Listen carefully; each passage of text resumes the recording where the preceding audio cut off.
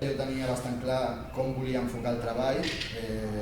no m'interessava parlar de batalletes, òbviament en el llibre hi ha moltes batalletes perquè estem parlant d'uns grups que van emprar l'acció armada, però el que a mi més m'interessava d'aquestes persones era l'aspecte més antropològic, diguéssim. O sigui, les entrevistes que jo vaig fer tenien 4 o 5 preguntes que els hi vaig fer absolutament a tots i que eren com havia sigut la seva evolució des de la infància, des del moment de néixer fins a arribar a formar part de l'entorn llibertari, com passen a la decisió d'emprar l'acció armada, un punt importantíssim, com fan el pas de passar a la clandestinitat, i després, com que tots els protagonistes del llibre, menys un, tots els entrevistats van passar per la presó, per molt diverses presons, la gran majoria d'ells, com van viure ells l'experiència de les diferents presons que van patir. És curiós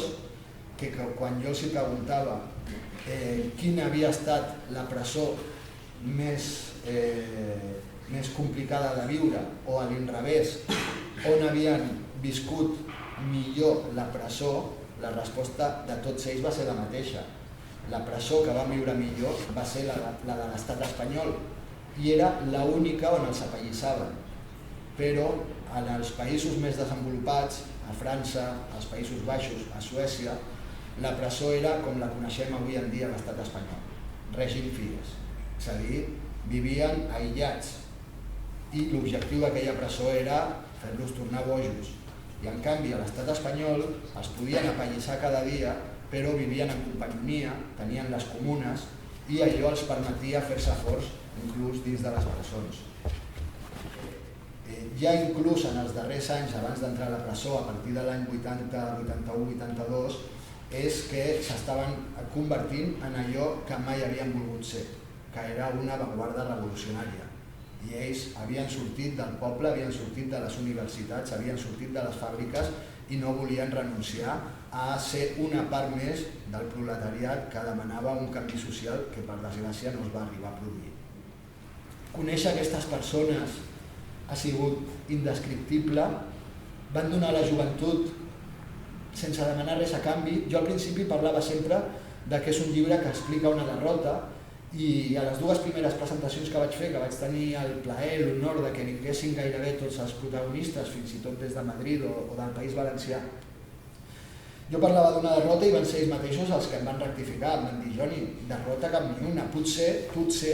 hi ha derrota militar, però com que nosaltres no érem un exèrcit, ni tan sols podem manifestar que ens derrotessin militarment. Però a més, aquests joves no pretenien absolutament res. No pretenien una butaca en cap partit polític, no pretenien cap càrrec institucional. L'únic que pretenien era fer el que el seu cor i el seu cervell els demanava en cada moment, i era respondre a les agressions de l'Estat. I llavors, un cop acabat el llibre, vaig decidir fer un darrer capítol que es diu El somni continua, que són 2 fulls, i on de manera molt curteta, amb una frase, un petit paràgraf, explico què fan avui en dia aquests joves. La gran majoria d'ells viuen allunyats de les grans masses urbanes, viuen al camp, amb els seus animals, amb els seus hortets, i el que més em va sobtar, que realment em va copsar, és que 5 o 6 d'aquests companys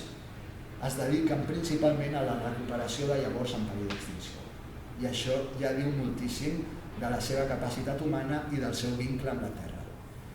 I penso que d'alguna manera això és el que he intentat,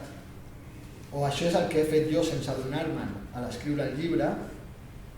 recuperar unes llavors que ells van plantar fa 40 anys, que no són altres que unes llavors que ells ja havien recuperat d'altres joves que les havien plantat 40 anys enrere i que no són altres que les mateixes llavors que planteu tots vosaltres quan participeu en un acte com aquest, quan intenteu que la societat avanci en un clar sentit de justícia social. Amb això és tot el que puc dir voluntàriament.